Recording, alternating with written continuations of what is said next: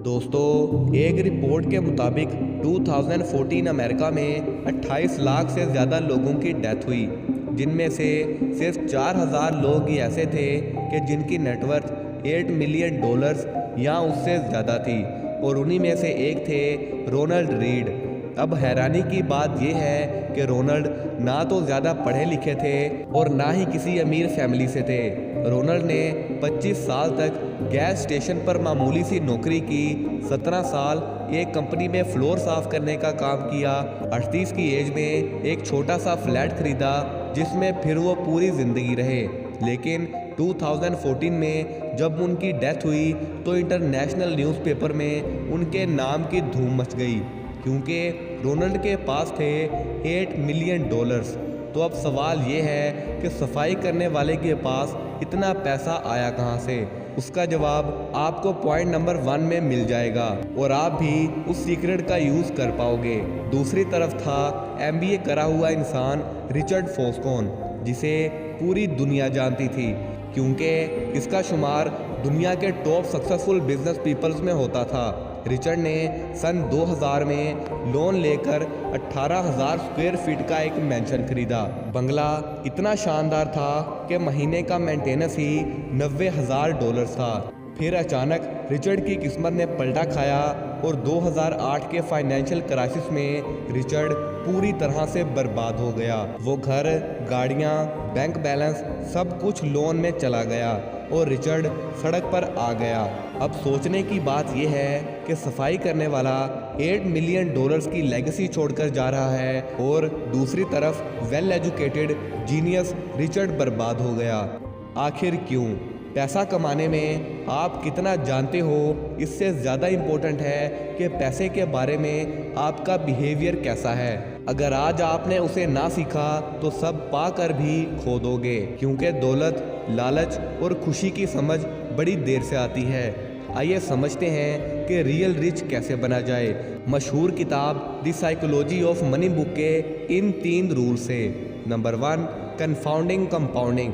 ये तो सब जानते हैं कि वॉरेन बफेट की नेटवर्थ है $113 बिलियन, लेकिन उन्होंने अपनी दौलत का 99% पैसा 50 की उम्र के बाद कमाया है। अगर हम वॉरेन की कामयाबी को सिर्फ उनकी एफर्ट्स और जहानत से जज करें तो ये गलत है, क्योंकि वॉरेन ने 10 साल की उम्र से ही सीरियस इन्वेस्टिंग शुरू कर दी थी और वो 30s की उम्र तक एक मिलीनियर्स बन चुके थे। ऑथर मॉर्गन कहते हैं कि वॉरेन की कामयाबी का राज उनकी इन्वेस्टिंग स्किल ही नहीं बल्कि टाइम भी है।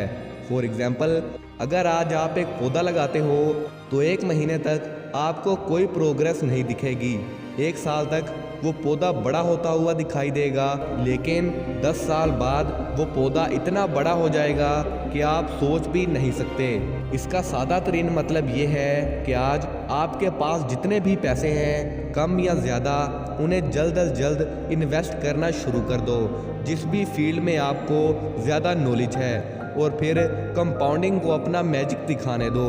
जैसे कि रोनाल्ड ने पैसे बचा बचा कर इन्वेस्ट किए, वो पैसे सालों के वेट के बाद कंपाउंड होकर $8 मिलियन बन गए। और कहीं भी इन्वेस्ट करने से पहले उसके बारे में इंफॉर्मेशन इकट्ठा कर लो, आप हर बार नुकसान से बच जाओगे। Number 2, luck and risk. Nobel prize economist Robert Shiller से जब पूछा गया कि आप इन्वेस्टिंग के बारे में क्या जानना चाहोगे जो आप कभी भी नहीं जान सकते, तो उन्होंने जवाब दिया, the exact role of luck in successful outcomes. यानी शानदार रिजल्ट्स में किस्मत का कितना बड़ा रोल होता है। मॉर्गन कहते हैं कि आपको किस्मत पर डिपेंड नहीं रहना चाहिए, लेकिन आपको उसे इग्नोर भी नहीं करना चाहिए। वो बिल गेट्स की एग्जाम्पल देते हैं कि अगर बिल गेट्स अपने स्कूल के दिनों में लेक साइड हाई स्कूल में ना गया होता जहां कंप्यूटर्स मौजूद थे, तो वो कभी भी माइक्रोसॉफ्ट कंपनी नहीं बना पाता। और ये बात बिल गेट्स खुद भी मानते हैं। फॉर एग्जाम्पल, आपने कोई बिजनेस शुरू किया जिसमें 80% चांसेस हैं कि आप उसमें कामयाब हो जाओगे और 20% चांसेस हैं कि आप फेल हो जाओगे। अगर आप फेल हो गए तो उसकी दो वजूहात हो सकती हैं। या तो आपने कोई बहुत बड़ी मिस्टेक कर दी, या फिर आप गलत टाइम पर बदकिस्मती से उस 20% में लैंड हो गए, जहां दोनों ही पॉसिबल हो सकता है। बस आपको खुद से सच बोलना है। ऑथर कहते हैं कि आपको किस्मत और मेहनत दोनों को मानकर चलना पड़ेगा। Number 3, rich versus wealthy.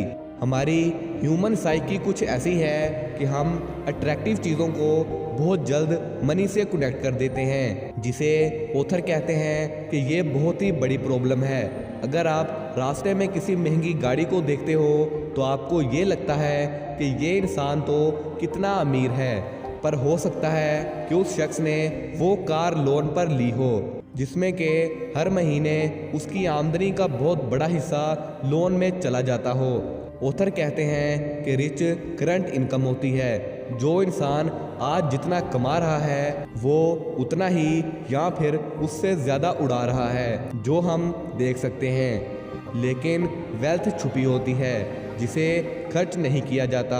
आप किसी को देखकर ये तो बता सकते हो कि वो इंसान अमीर है या नहीं, लेकिन किसी के लाइफस्टाइल को देखकर आप ये नहीं बता सकते कि वो इंसान वेल्थी है या नहीं। अगर आपको जल्द और लंबे टाइम तक अमीर बने रहना है तो पैसों को बिला वजह वेस्ट करना बंद कर दो और उन्हें सेव करना शुरू कर दो, जिससे कि आप आज जो खरीदना चाहते हो कल उससे कई गुना ज़्यादा खरीद पाओगे। और वेल्थ आपको कई सारे ऑप्शंस, फ्लेक्सिबिलिटी और हमेशा के लिए फ्रीडम प्रोवाइड करती है।